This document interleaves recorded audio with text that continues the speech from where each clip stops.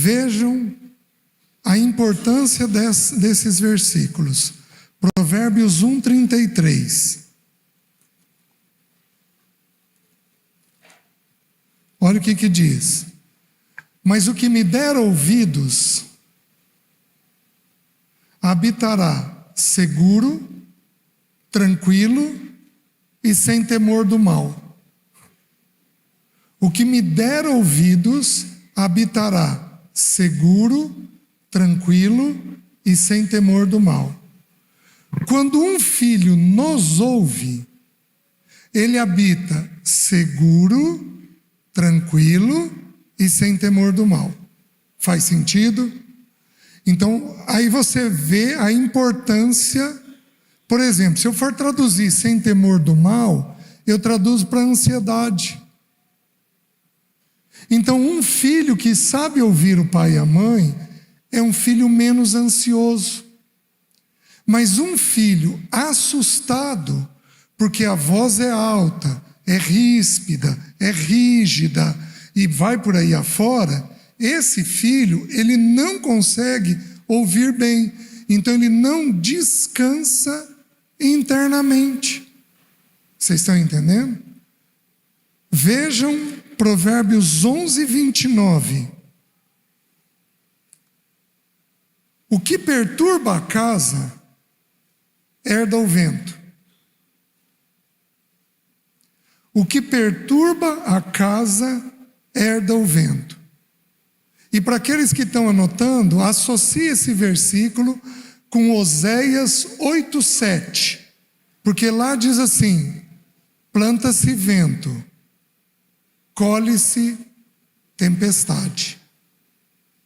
Então, se você perturbar a sua casa, então dívida perturba, gritaria perturba, agitação perturba, rigidez perturba.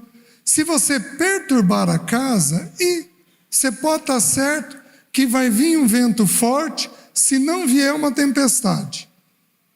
Você está me entendendo? Então a casa tem que ser um porto seguro para os filhos, para eles poderem atracar o barquinho na gente. Se o nosso mar é revolto, se a casa é instável, o filho não consegue atracar o barquinho dele nas nossas vidas. Os irmãos entendem? Gente, eu estou falando coisa simples, mas é o que a Bíblia está explicando. Agora vejam os dois próximos versículos, eles estão associados um com o outro. Porque quando a gente pensa em edificar um filho, em amadurecer um filho, a gente pensa que a gente tem que corrigir a conduta dele. Lembra que eu falei hoje de manhã? A alma é composta do pensamento, da emoção e da vontade. A gente tenta, o que a gente quer é que o filho faça do jeito que a gente quer. Senta direito, come direito, anda direito, veste direito. A gente quer a conduta dele. Olha esse versículo, Provérbios 12:1, diz assim: quem ama a disciplina, ama o conhecimento. Então, se você pensar em disciplinar o seu filho, não é para ganhar a conduta dele. Se você pensar em disciplinar o seu filho, é para ganhar a mente dele. Porque quem ama a disciplina, ama o conhecimento. Nós temos que entender que a decisão que o filho vai tomar de como agir está diretamente ligado à maneira pela qual ele pensa. Ele pensa, ele sente, ele toma a decisão de agir. Está fazendo sentido? Geralmente, quando nós corrigimos os nossos filhos, nós educamos eles, nós educamos pensando apenas na conduta. Mas a conduta é ponta final de corda. Eu penso, eu sinto, só então eu vou decidir. Então nós temos que começar do que é primário. O que é primário? O entendimento. Isso daqui tem que ser ganho. Está simples de entender, certo? Agora, olha a maravilha das Escrituras. Provérbios 16, 21. Olha o que o texto bíblico diz.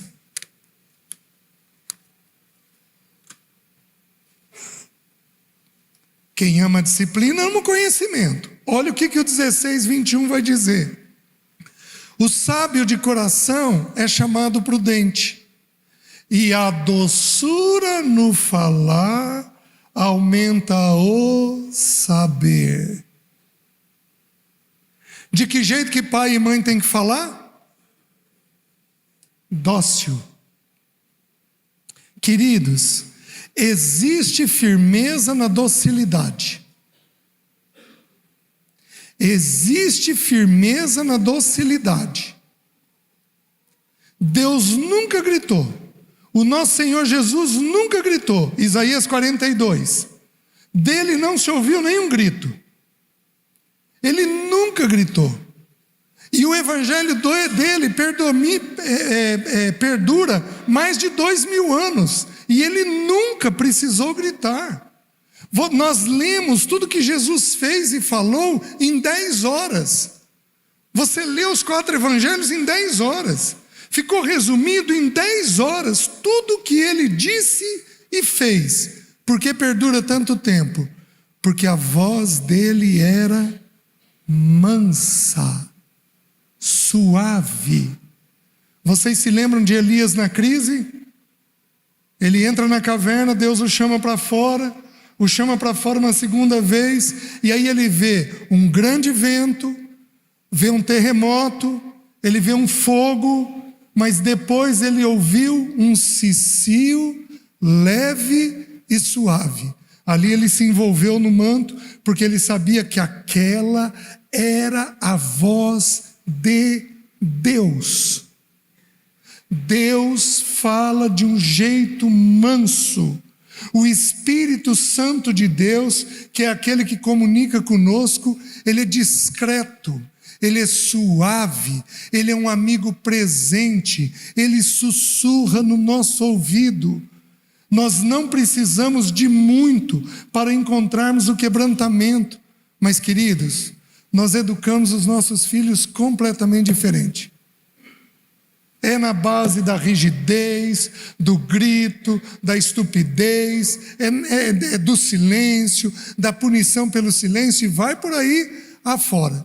Então nós precisamos entender isso daqui, que é desta maneira que nós vamos comunicar com os filhos. Pois bem, vamos lá. Eu fiz um levantamento aqui, são 10 itens. São 2 grandes blocos, pecados de fala e pecados de conduta. São os 2 blocos. Aí nós temos 10 subitens e 33 itens nesses 10 subitens. Então tem 33 coisas que irritam filhos. Então, está todo mundo com o pulmão cheio de ar aí? Vamos lá. Vou ver se o Senhor me dá a graça de concluir. Primeira coisa que irrita filho: falação demasiada.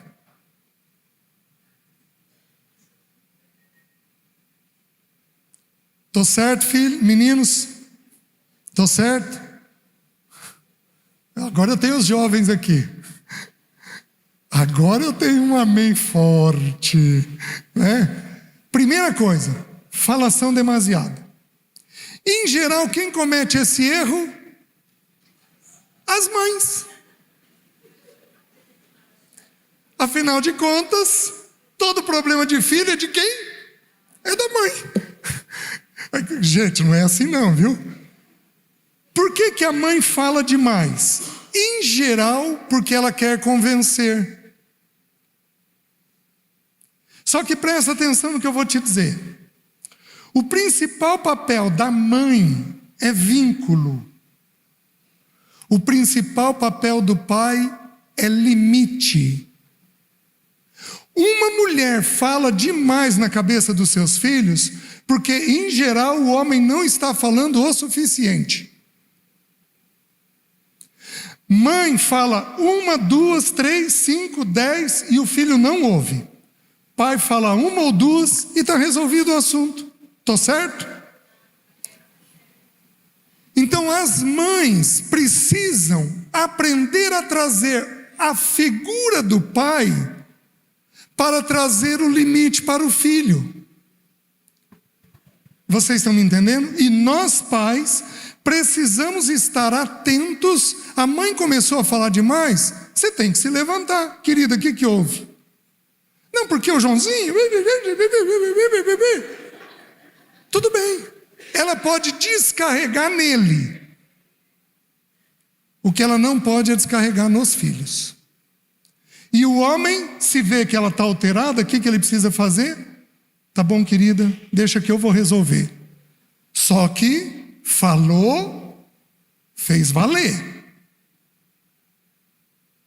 Não de um jeito duro, de um jeito áspero, de um jeito suave, mas falou, tem que fazer valer. Então, primeira coisa, falação demasiada. A falação demasiada aparece na repetição.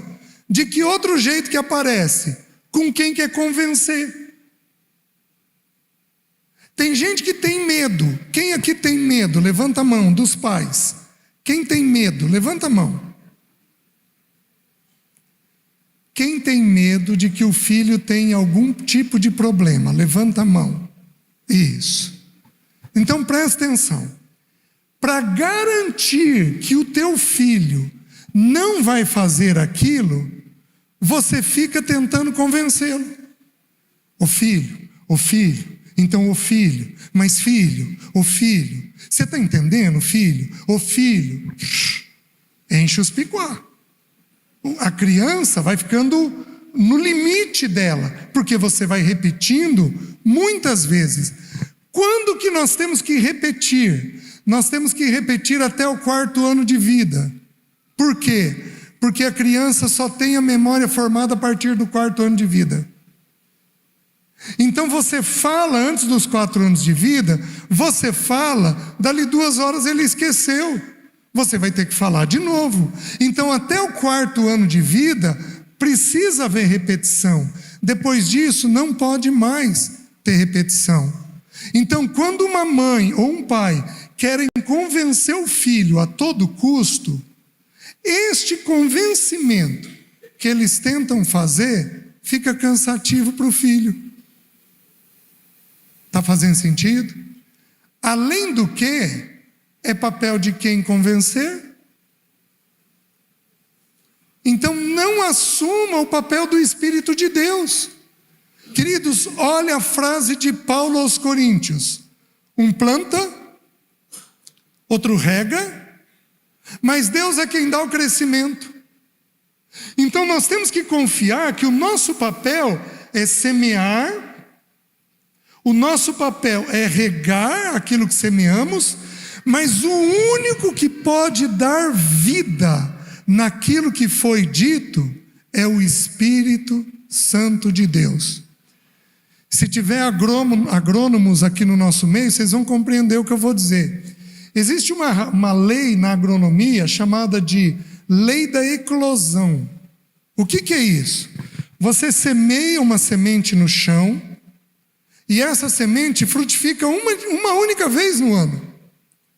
Quando a umidade da terra atinge um determinado nível e a temperatura da terra atinge um determinado nível, pum, a semente eclode. Uma vez no ano. E ela ficou lá, guardadinha. Então você tem que entender que se você semear de um jeito leve e suave, está lá guardado.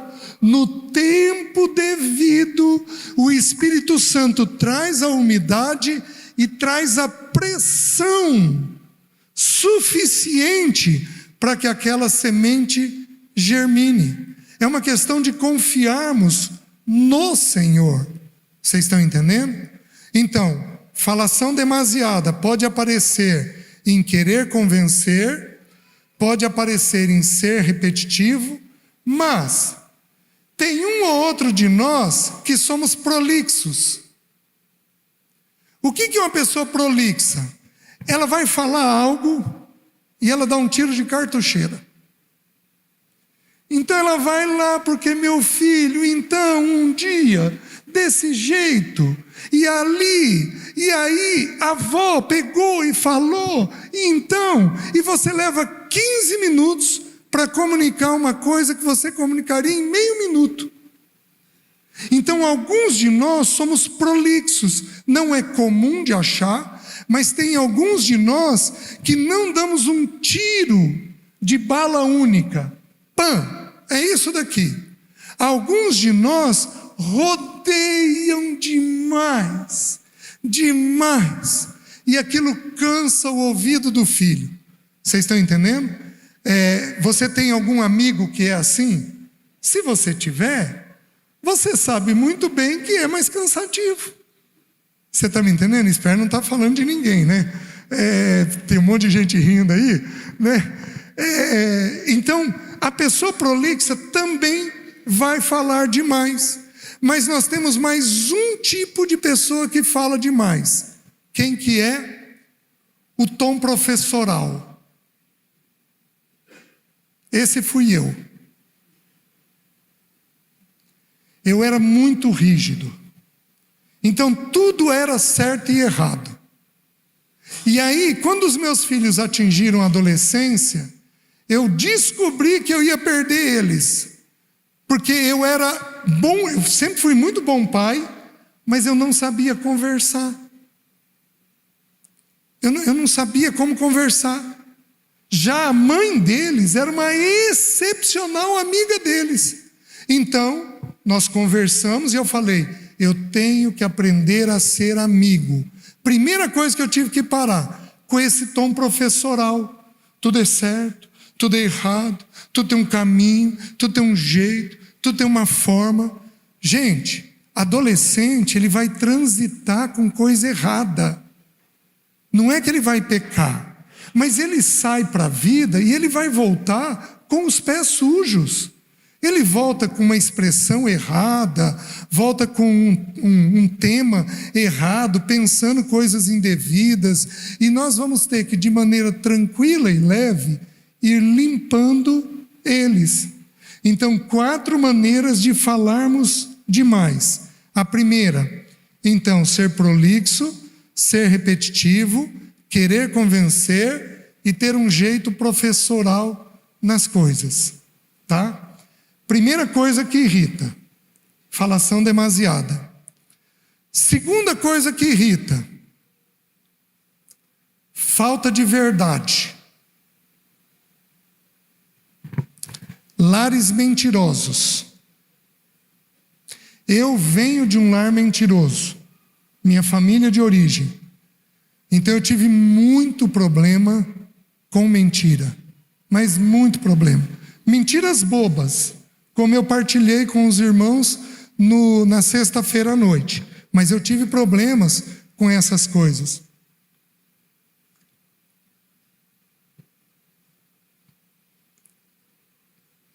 E o problema, meus irmãos, é que o que liberta e o que une é verdade.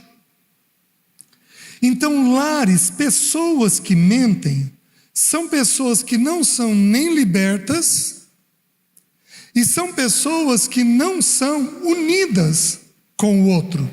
Você está me entendendo? Então a mentira é uma coisa que deveria ser tirada do nosso meio. Eu tive uma experiência no meu primeiro casamento. Eu havia brigado com a Leci por algum motivo, que eu não me lembro qual que era. E nós estávamos naquele bate-boca. Eu era forte, ela era forte. E a gente estava naquela discussão. E de repente, eu virei para a Leci e falei assim, Leci, presta atenção, a partir de hoje eu perdi o medo de você. Aí ela arregalou um olho desse tamanho, virou para mim e falou assim, César, você tem o dobro do meu peso, o triplo da minha força. Você tem medo de mim do quê? Quando ela falou, você tem medo de mim do quê? É que eu parei para pensar, mas peraí, do que eu tenho medo? O Espírito Santo me esclareceu na hora. Do que eu tinha medo? Da verdade. Porque ela veio, ela em particular, teve muito devocional desde muito cedo, então ela foi treinada na verdade. Então ela tinha facilidade com a verdade, e eu não tinha. Então a verdade me assustava. Ali eu fui trabalhar o meu coração para lidar cada vez melhor com a verdade. Vocês estão entendendo? De que jeito que a falta de verdade aparece dentro de casa? Na religiosidade. Pode isso, não pode aquilo. Quando nós nos prendemos demais na lei. Quando você é muito legalista. Isso te torna uma pessoa pesada. Vou dar um exemplo para os irmãos. Quando João escreve no capítulo 1, ele diz assim: a lei foi dada por intermédio de Moisés, mas a graça e a verdade vieram por meio de Cristo. Então ele está dizendo que Moisés deu a lei, a graça e a verdade vieram por Cristo. Nós nunca falamos uma verdade sem um espírito gracioso. Está errado. João 1,14. Mas aí, quando você volta a Êxodo, quando a lei foi dada, lá no capítulo 19, tem algo interessante. Moisés sobe no monte, e olha o que o versículo diz. Que Moisés subiu no Monte Sinai, e houve forte clangor, houve trovões, relâmpagos, uma espessa nuvem cobriu o monte, a terra tremeu, e todo o povo que estava no arraial se estremeceu. Por que o povo ficou tremendo? Porque era a voz da lei. Era a voz da lei, não era a voz da graça. A voz da lei, pode, não pode, ela é assustadora. Quando a gente é muito legalista, preso na lei, sem visar o ser humano, visamos mais a lei, o princípio, do que o próprio ser humano. Aí, meus queridos, os nossos filhos e nós trememos. Deixa eu te explicar. Se você receber amanhã de manhã um oficial de justiça na tua casa, você sendo chamado numa ação judicial, deixa eu te perguntar, você é chamado para ir no fórum para ser elogiado por ter obedecido à lei? Não. Você é chamado por quê? Porque estão questionando que você descumpriu a lei em algum ponto. Está fazendo sentido? Quando nós temos esse espírito religioso pesado, isso afeta a vida dos filhos. Certo? Segunda forma de faltar com a verdade: incoerência entre o falar e o viver. Você exige uma coisa que você não dá. Você está me entendendo? Quais os pais aqui que exigem nota? Levanta a mão. Nota alta. Poucos? Quais os pais aqui que exigem acima de 8 dos filhos? Levanta a mão. Tá, deixa eu perguntar para os filhos. Filhos, quais pais aqui exigem acima de 8? Levanta a mão, por favor. Tá. Deixa eu te fazer uma pergunta. Você exige uma nota alta do teu filho. Deixa eu te perguntar. Que nota o teu chefe daria para você?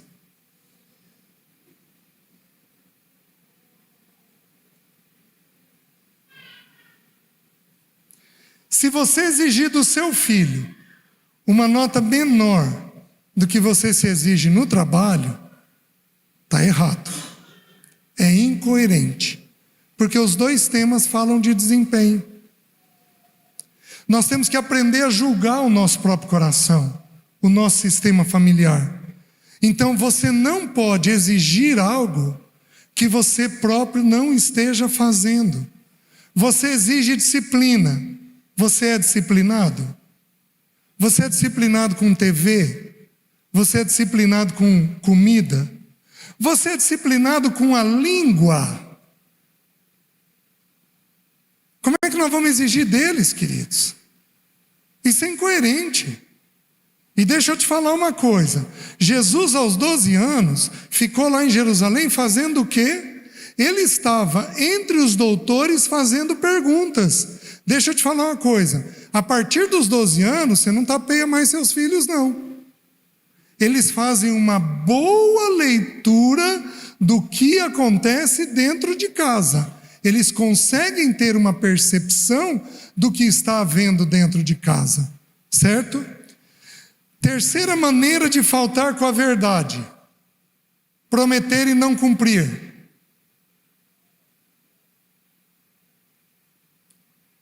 Apesar que, via de regra, o filho vem pedir algo e a gente nem terminou de ouvir e já disse um não.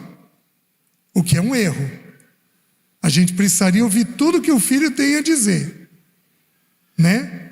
Então ele fala, e aí se você se comprometer, você precisa cumprir. Você pode rever o combinado. Não há demérito nenhum nisso.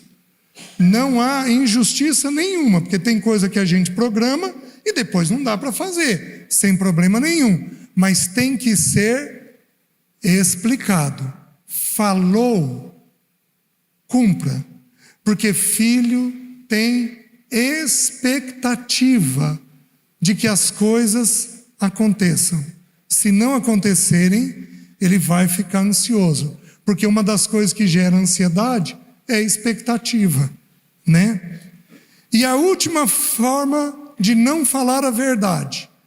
Nós, em geral, falamos os defeitos do filho. Mas, em geral, nós não falamos as virtudes do filho. E isso é faltar com a verdade, porque o teu filho tem virtudes. Os pais que estão aqui presentes, pensa numa virtude do teu filho. Pensou? Vira para ele e diz: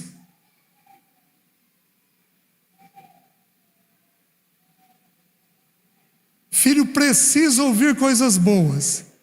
Deixa eu te explicar uma coisa. Eu vou usar uma expressão que a Bíblia não usa, mas a Bíblia usa o conceito.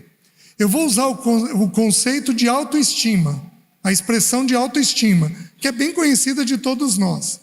A Bíblia usa eu, usa velho homem e usa novo homem, que é mais ou menos a mesma ideia, certo?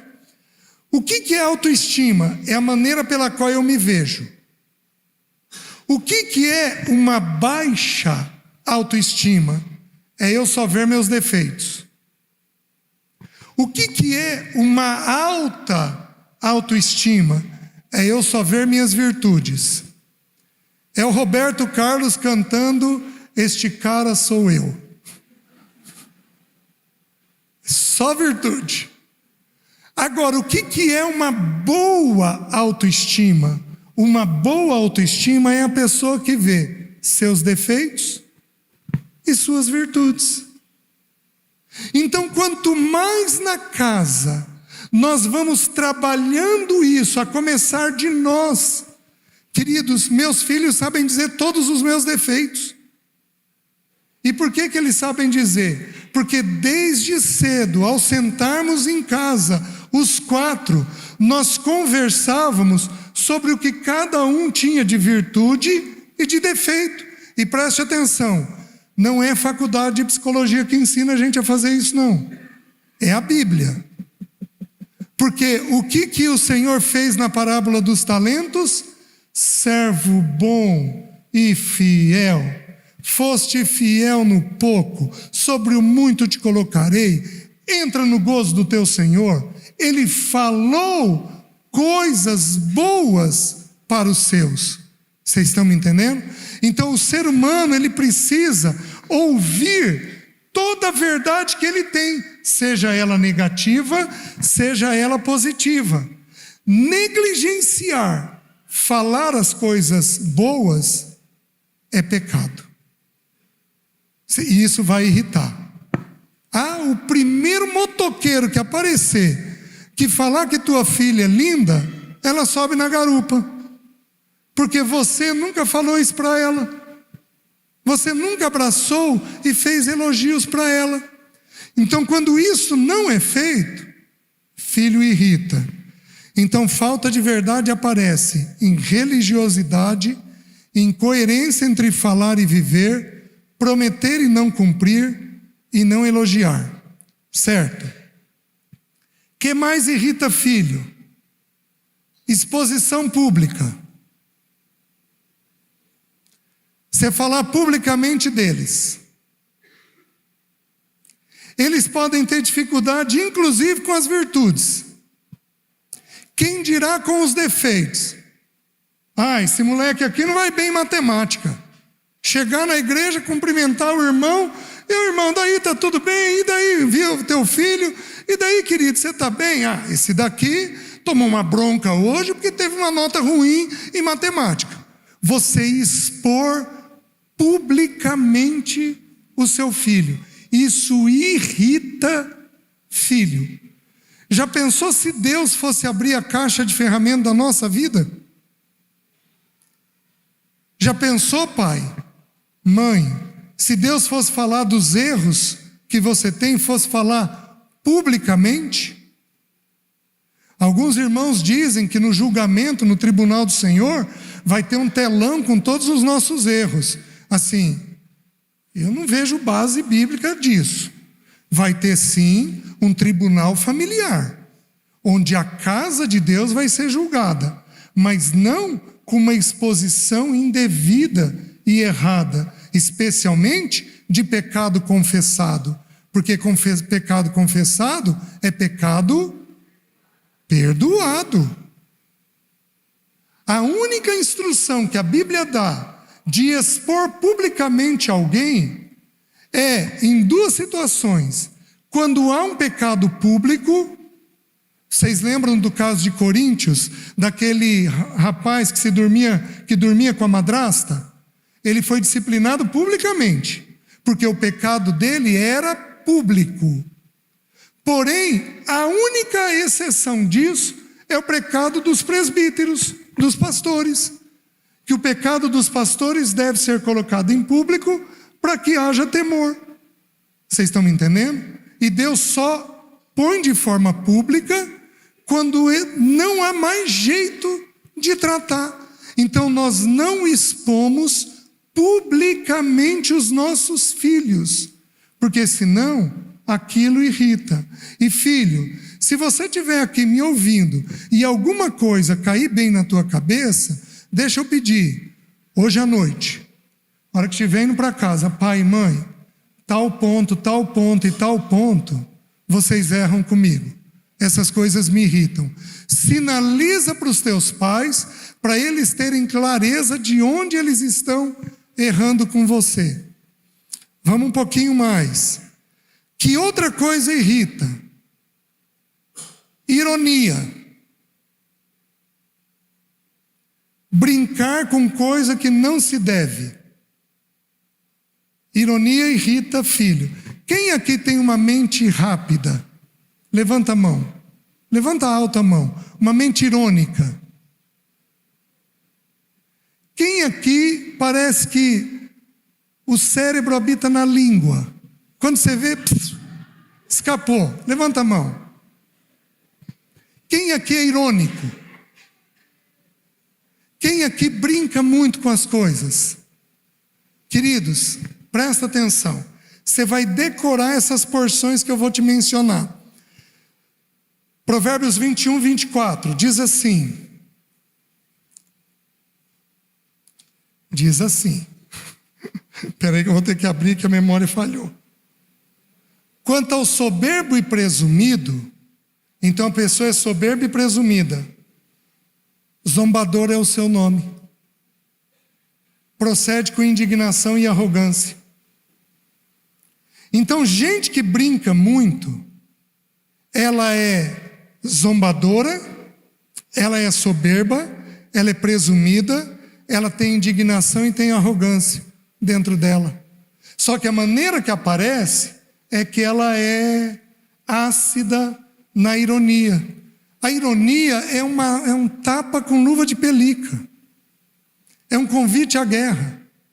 A brincadeira é uma espada de dois gumes. Ela pode ser bem interpretada e ela pode ser mal interpretada. Vocês estão me entendendo? Então, brincar com alguém em formação é perigoso, porque você não sabe o jeito que ele está interpretando, certo? Mas tem um outro texto em Provérbios 26, versículo 17, 18 e 19. O versículo 18 diz assim: como o louco que lança flecha, fogo e morte. Então é uma pessoa tola lançando flecha, fogo e morte. Está fazendo um convite à guerra. Aí o versículo 20 diz assim: é o homem que diz, fiz isso por brincadeira. Ah não, eu só estava brincando. Porém a brincadeira é lançar flecha, fogo e morte. Filho não suporta bem ironia. Vocês estão me entendendo? Então, uma das formas de irritar um filho é você ser irônico com ele, né? Quem aqui teve pais irônicos? Levanta a mão. Certo. Quem aqui foi um filho irritado? Levanta a mão. Nisso que você está ouvindo. Você teve irritação em algumas dessas coisas? Isso. Vejam mais. De que maneira a ironia pode aparecer? Brincar com os defeitos. Vocês estão me entendendo? E daí, orelhudo?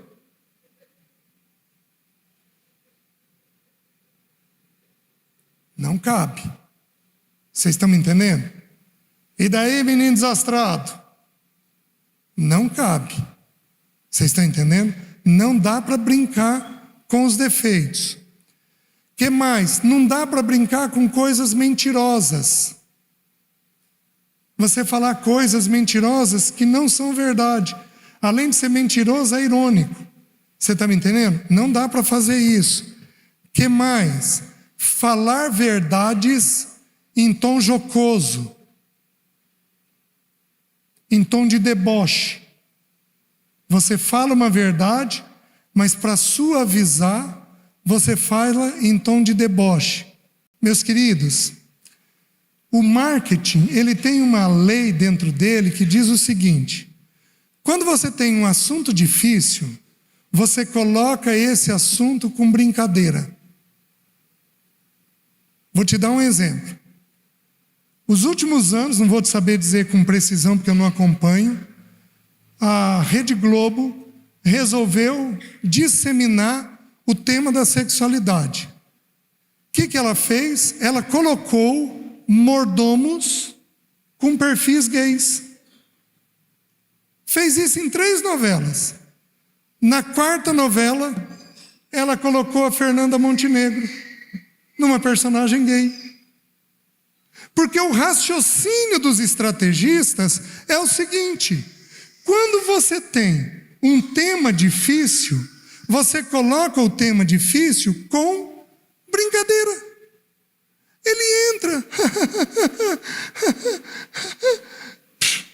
E o tema vai entrando. E vai entrando. E vai entrando. Só que vai entrando conceitos errados. Então, alguns pais não conseguem ter uma conversa adequada com o seu filho, porque ele acha que é penoso, que é difícil, que ele próprio não dá conta. O que ele faz? Ele coloca o tema com ironia. Mas, meus queridos, está errado. O que é o que é. Se um tema é sério, ele tem que ser olhado com a devida seriedade. É assim que funciona.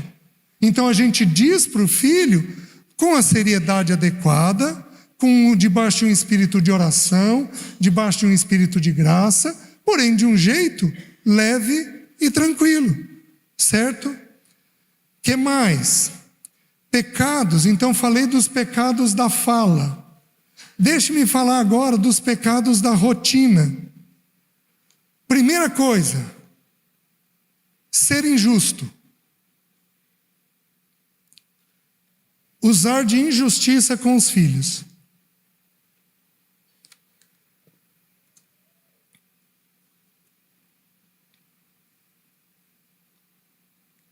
Isaías 32:17, anotem aí, quem está anotando, diz assim: mas o fruto da justiça será paz. Quando somos justos, há paz dentro do coração do filho. Quais as injustiças que podem existir? Vou citar a primeira: comparação. Quem aqui foi comparado com primos? Levanta a mão. Levanta alto. Qual é a sensação? Me dá um texto bíblico em que o Senhor Jesus faz uma comparação.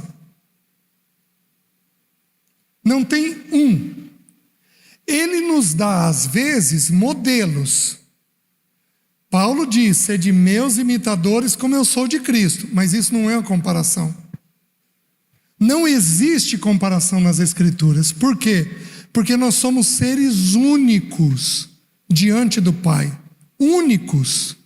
Tem um jeito, tem um tom de pele, tem uma forma de ser, tem um jeito de pensar e de sentir. Então, quando você compara, a comparação só serve para pôr alguém acima e alguém abaixo. Se você está pondo acima o seu filho, ô filho, você é muito melhor que aquele primo teu, hein? Se você está pondo acima, ele vai ser orgulhoso. Se você está pondo abaixo, ele vai ter peso dentro dele, vai ter uma baixa autoestima. Então a verdade dele precisa ser dita sem comparação. É injusto quando um filho é comparado. Vocês estão me entendendo? Que mais? Ter predileção. Ou seja, gostar mais de um filho do que de outro. Quem aqui veio de um lar assim, levanta a mão. Onde um filho foi mais visto do que o outro. Meus queridos, a predileção vai fazer algo parecido. Porque dá a sensação de que você não tem valor. De que o outro sempre é melhor. E quando você torna um o predileto, você deixa o umbigo dele desse tamanho. Se você tornar o teu filho homem, mulher, se você tornar o teu filho homem predileto, que mulher que vai dar conta dele? Ela vai ter que, uau, você é o cara, uau. Quem que dá conta de um sujeito assim? Porém, se você denegrir um seu, ao tornar o outro melhor, você também coloca dentro dele um senso de necessidade, uma carência muito grande. Então, predileção é outra coisa que irrita filho, né?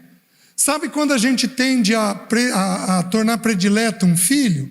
Em duas situações. Quais são? Na adoção e na doença. Filhos doentes e filhos adotivos. Via de regra. Porque você bate o olho nele e você diz assim: ai, tadinho, já sofreu tanto. Deixa eu cuidar dele um pouquinho mais. E às vezes aquele algo a mais que você vai fazer, estraga ele. Você está me entendendo? Então, comparar e ter predileção. Que outra coisa é injusta? Não julgar os comportamentos e as motivações dos filhos. Também é injusto.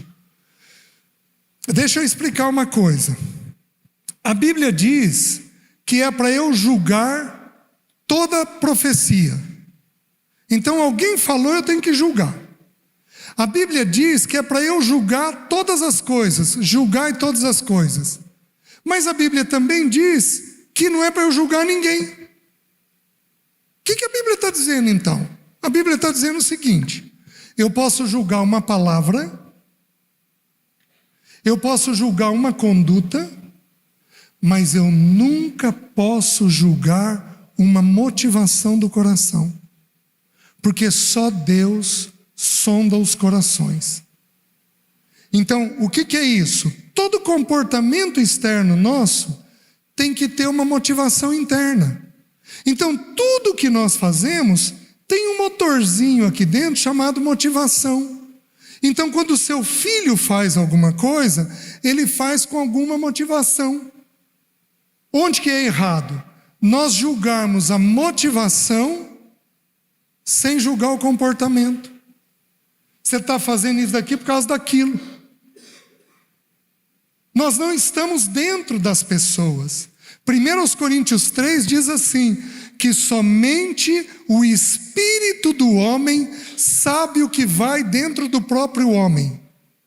Então só a própria pessoa pode saber dizer o porquê ela está fazendo o que ela está fazendo. Nós podemos ter pistas. O que a gente faz? Ô Péricles, tal jeito que você agiu, será que foi por causa dessa motivação? Meu irmão, sonda teu coração. Eu posso perguntar, mas eu não posso afirmar. Então, quando a gente entra, mas com os dois pés no peito do filho, julgando ele de um jeito pesado, seu moleque, o que você foi fazer? Olha só, onde você estava com a cabeça? Você fez isso por causa disso e disso. Meus queridos, quando você entra com os dois pés no peito, a criança se sente injustiçada.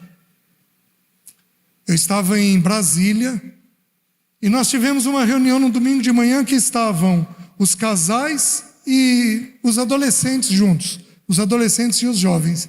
E eu falei sobre prova. Não sei porquê, eu falei sobre prova.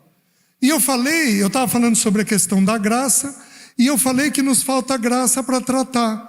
Porque você vira para o filho, ele tirou uma nota ruim, você vira para ele e diz, você não estudou. Essa nota aqui é porque você não estudou.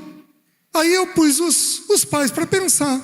Você já parou para pensar que se ele tivesse com um vírus de gripe incubado, ele ia estar mais lento? O raciocínio não ia estar bom? Você já pensou que se você e tua esposa brigaram, ele pode ter tido o pensamento de que os pais vão separar e ter ficado perturbado com aquilo? Você já pensou que se você está devendo, ele te ouviu falar alguma coisa de dívida e ele está com medo de faltar comida dentro de casa? E isso afetou a nota da prova dele? Então, quando ele tirar uma nota baixa, você tem que julgar o que está havendo. E meus queridos, aí teve a reunião da noite, e eu estava me despedindo dos irmãos, e aí estava uma roda grande, veio um menino de 11 e um de 10. Ô tio, podemos falar com você? Na frente de todo mundo. Claro, queridos, o que foi? Ô tio, nós dois queríamos te agradecer. Porque o senhor falou de nota de prova. É, querido, o que eu falei? O senhor falou que não é para o pai ficar cobrando 9 ou 10 o tempo todo. É, e seu pai cobra? Cobra, tio. Quanto que ele cobra? 10. Aí o pai de longe, não filho, é 9.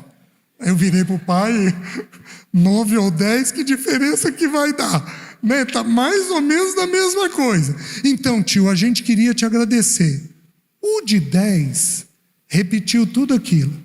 Só que o de 10 havia fugido de casa aquela semana por causa de nota de prova.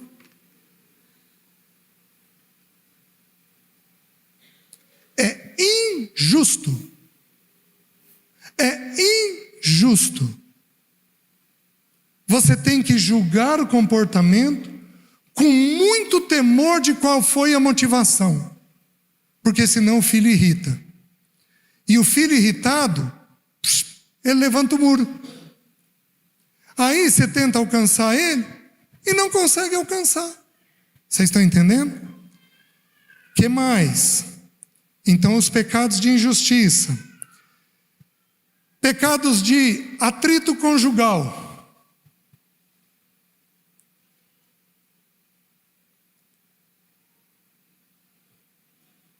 Queridos,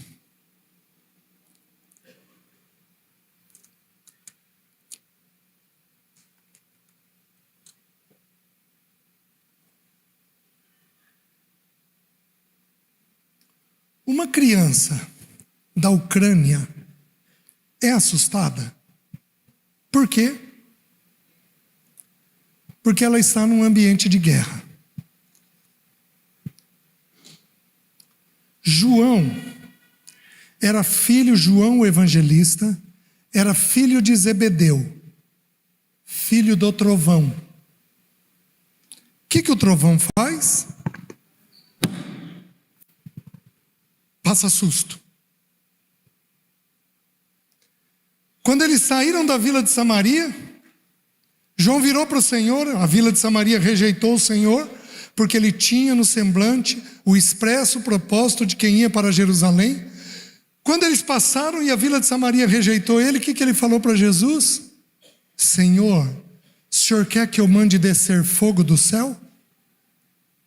De que jeito que ele resolvia as coisas? Descendo fogo do céu, com briga, com atrito. O poder de Deus é tão maravilhoso que ele foi feito no apóstolo do amor. Ele foi o único que reclinou a cabeça no peito do Senhor. Mas, meus queridos, o trovão, a ira, assusta. Uma criança da Ucrânia aqui no Brasil, ela se ouvir um escapamento de moto estourar, ela assusta, porque ela lembra das bombas. Então presta atenção. Atrito conjugal irrita. Pais briguentos irritam seus filhos. Vocês estão me entendendo? Se você brigar, tem duas formas de você brigar. Tem aquela briga aberta, ô Péricles, e pam, pam, pam, pam, pam, pam, pam, e aquele mau humor que fica, aquela acidez que fica, e tem aquela briga velada, onde eu silencio e me distancio. Filho percebe as duas. Então teve atrito em casa, filho entra em estado de guerra, em estado de atenção. Meus queridos, o nosso único estado de guerra é contra o diabo, o mundo e a carne.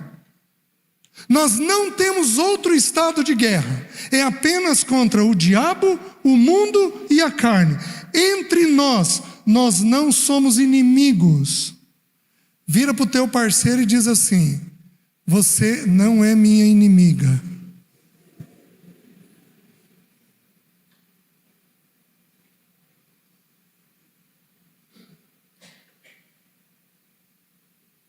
Se você brigou essa semana, vira para ela e diz assim: me perdoa.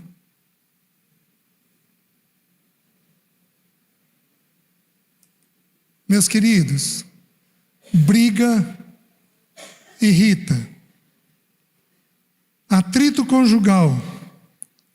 Briga aberta, briga velada. Que outra coisa que irrita? Briga com família de origem. Deixa eu te dizer uma coisa. Um casal normal, ele briga por duas coisas: bobagem e família de origem. Não, porque seu pai, sua mãe, seu sogro, sua sogra. Vocês estão me entendendo? Há um tempo atrás eu estava num acampamento de casais, aí um pastor que estava ministrando, ele contou essa piadinha, né? Ele disse que o casal estava brigando por causa da família de origem. Aí ele virou para ela e falou assim: pois preste atenção no que eu vou te dizer. Eu amo a tua sogra muito mais do que amo a minha. Entenderam? Eu amo a tua sogra, que era a mãe dele, muito mais do que ama a minha. É só um trocadilho de palavras, né? Meus queridos, família de origem é um problema em casamento. Não é à toa que a Bíblia diz que é para a gente deixar. Porém, a Bíblia também diz que é para a gente honrar.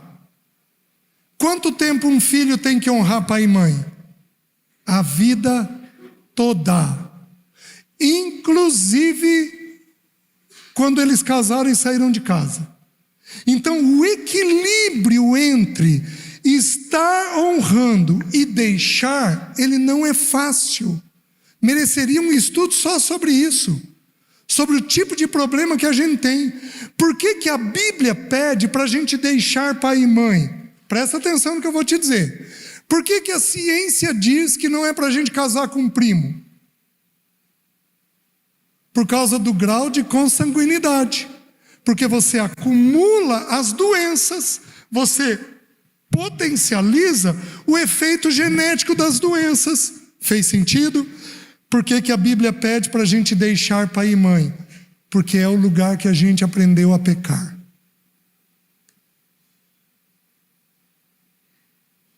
Forte?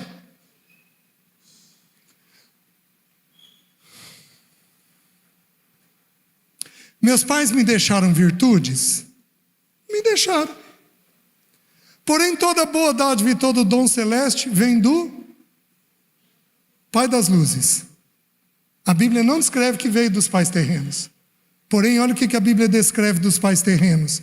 1 Pedro 1,18. Porque fostes resgatados... Desculpa, irmãos.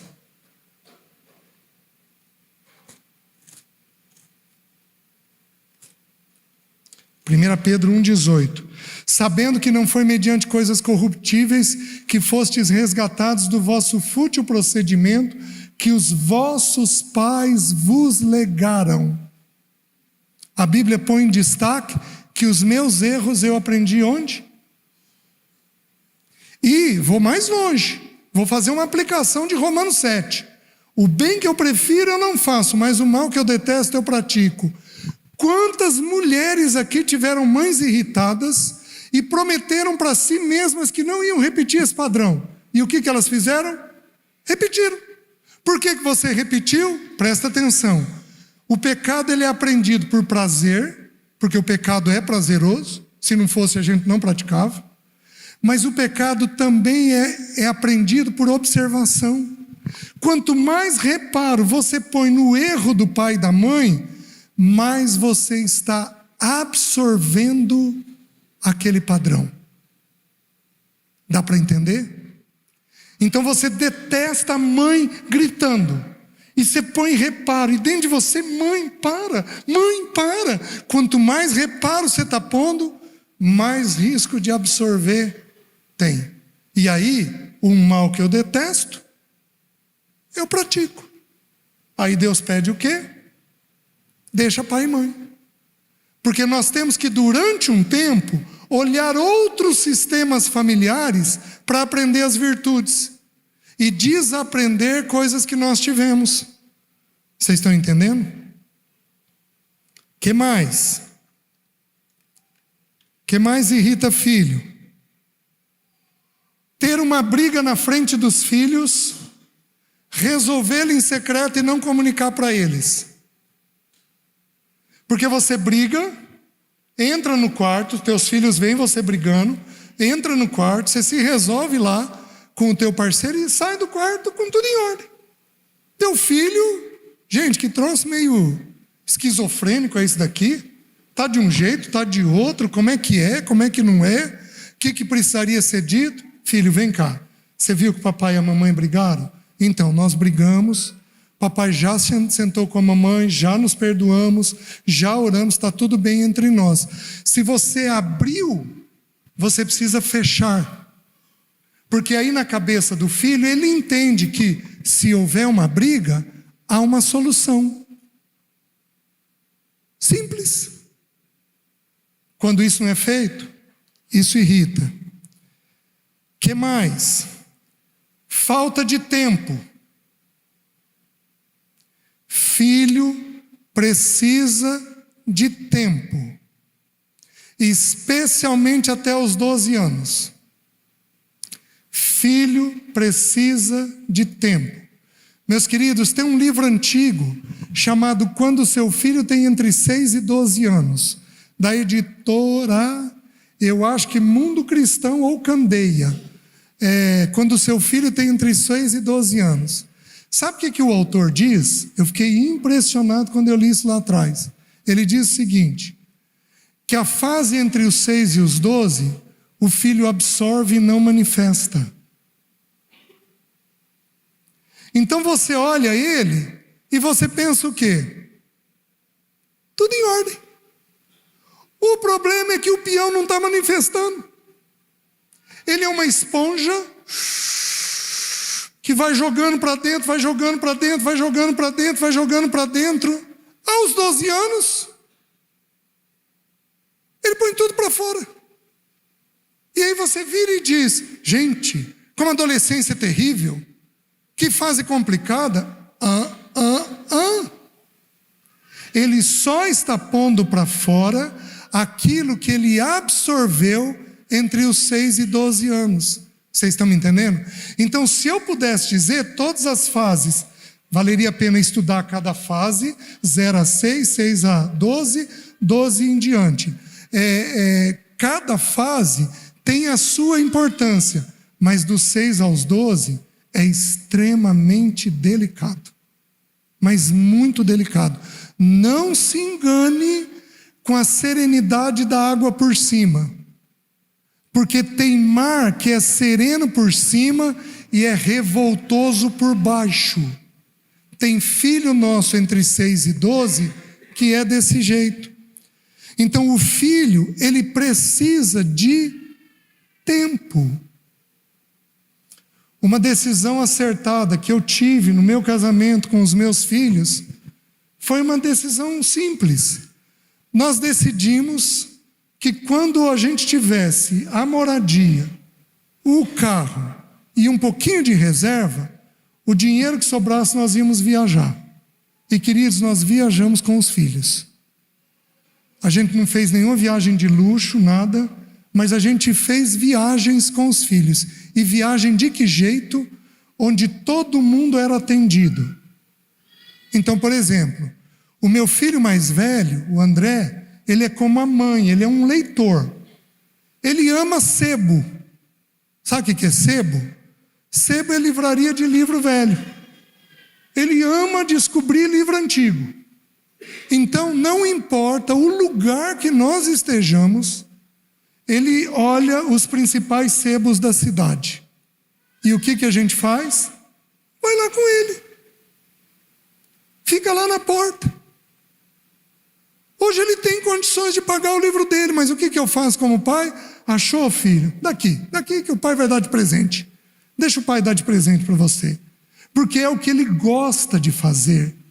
Filho precisa de tempo, de duas formas. Ele precisa de quantidade de tempo e ele precisa de qualidade de tempo.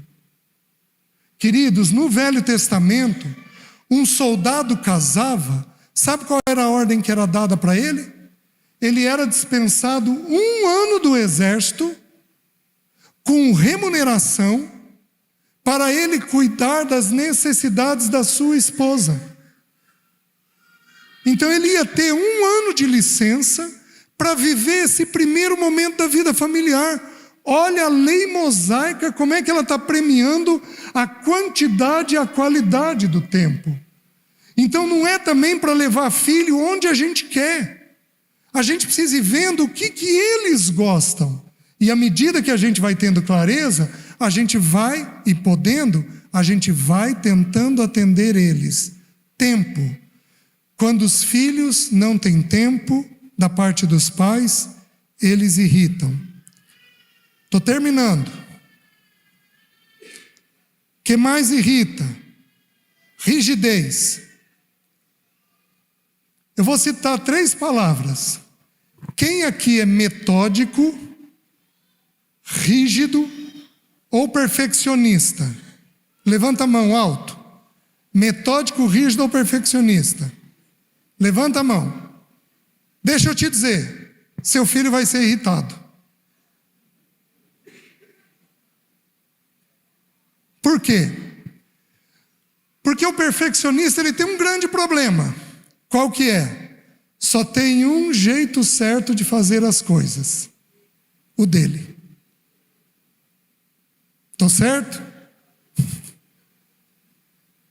Não, e ser casado com um perfeccionista é muito duro. Sabe por quê? Porque o nome já diz, ele é perfeito. Então, via de regra, ele não vai estar errado. É o outro quem vai estar. Gente, minha filha tinha 6 anos de idade. Ela virou para mim e falou assim: papai, eu não sei porquê, a minha mente diz que tudo que a mão direita fizer, a esquerda tem que repetir. Toque. Transtorno obsessivo compulsivo, com 6 anos de idade. Por quê? Porque eu enquadrava ela daquele jeito. Filha, é assim, assim, assado, é assim, não é assim, é desse jeito. Aqueles que levantaram a mão vão decorar 2 versículos. Eclesiastes 7,16 e Salmos 119, versículo 96. Eclesiastes 7,16 diz assim: não sejas demasiadamente justo. Então, olha o que eu faria. Não vou falar não, senão eu vou expor. Olha o que eu faria. Eu fui muito metódico.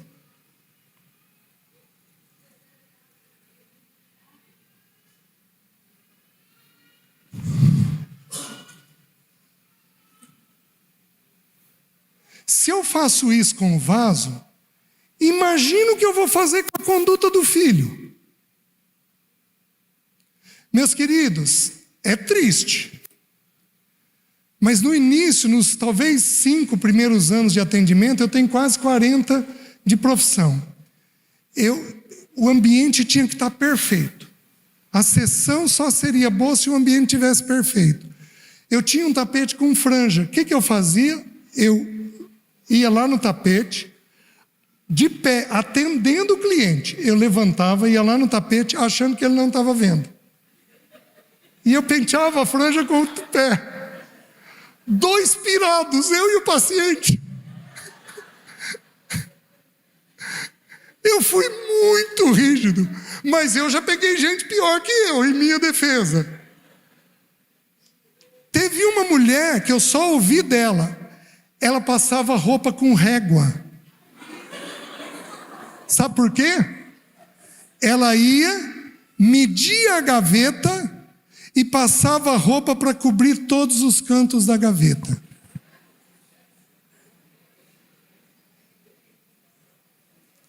Meu carro eu lavava com escova de dente.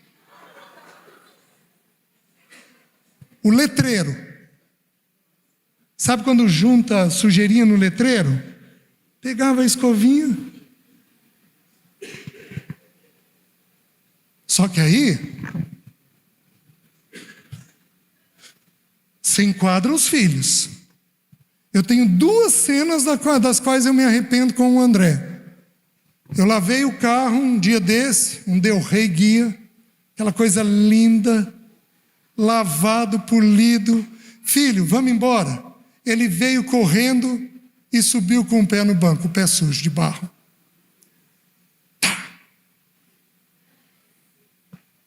Já pedi perdão para ele não sei quantas vezes. Ele falou: pai, eu não lembro mais disso, pai. Fica descansado, fica em paz. Eu não lembro mais disso. Ai, filho, tá bom, mas... Ai, que estupidez a do pai. Por causa de um carro limpo. Olha que besteira. Então a pessoa rígida, em Eclesiastes diz assim: não sejas demasiadamente justo, nem exageradamente sábio. Ô Miriam, deixa eu te explicar por que o vaso tem que ser assim. A gente explica a conduta, aí a gente é chato.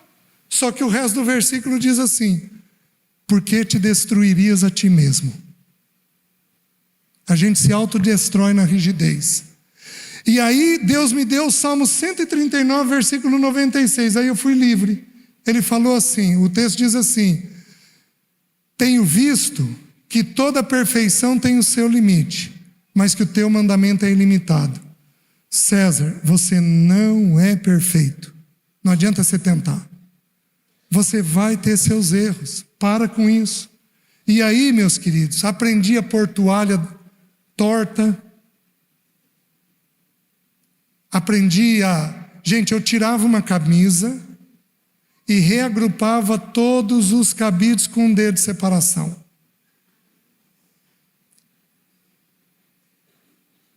E quando a mulher é assim,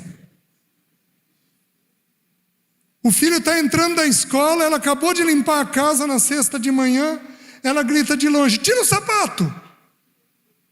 Já começa com grito. Vocês estão entendendo? Porque não pode sair daquela organização ou daquela limpeza. Então, querer estabelecer do seu jeito, estabelecer certo e errado naquilo que não é pecado, distinguir o que é ilícito, mas não é conveniente, isso é importante. Então, gente, isso daqui não é lícito, isso daqui é lícito, mas não é conveniente. E exigir demais para a idade. Filhos que crescem muito rápido, nós temos que ter um cuidado, porque a tendência da gente é de exigir demais do filho. Duas últimas coisas. O que mais irrita? Agitação. Quais são as formas de ser agitado? A primeira, pressa. Que lares aqui são apressados? Levanta a mão. Que lares aqui são atrasados? Levanta a mão. Gente, atraso irrita. Pressa irrita. Fazer tudo em cima da hora irrita. Olha uma verdade simples. Meus filhos eram pequenos e estavam dando trabalho no culto à noite, no domingo à noite.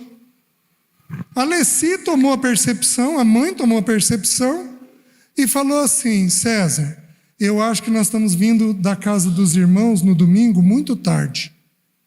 E aí, eles não dormem direito, a gente tem que acordar eles no meio do soninho. Então vamos chegar no máximo 1h30, 2 horas de volta. Vamos deixar eles dormirem, dar um banho com calma e levar eles com calma para a igreja. Fizemos isso, acabou o problema na igreja. Filho tem um ritmo. E esse ritmo tem que ser respeitado. Então, pressa, estado ansioso e preocupação. Isso tudo agita. A preocupação fraciona a palavra pré-ocupação. Você se ocupa com o assunto fora de hora. Isso vai agitar, porque tudo tem um tempo certo de ser resolvido. Última coisa e a mais difícil. Reservei aí uns 10 minutinhos. Nós já estamos a 1h15 juntos. Eu vou tentar falar isso bem rapidamente, mas aí eu concluo tudo, tá?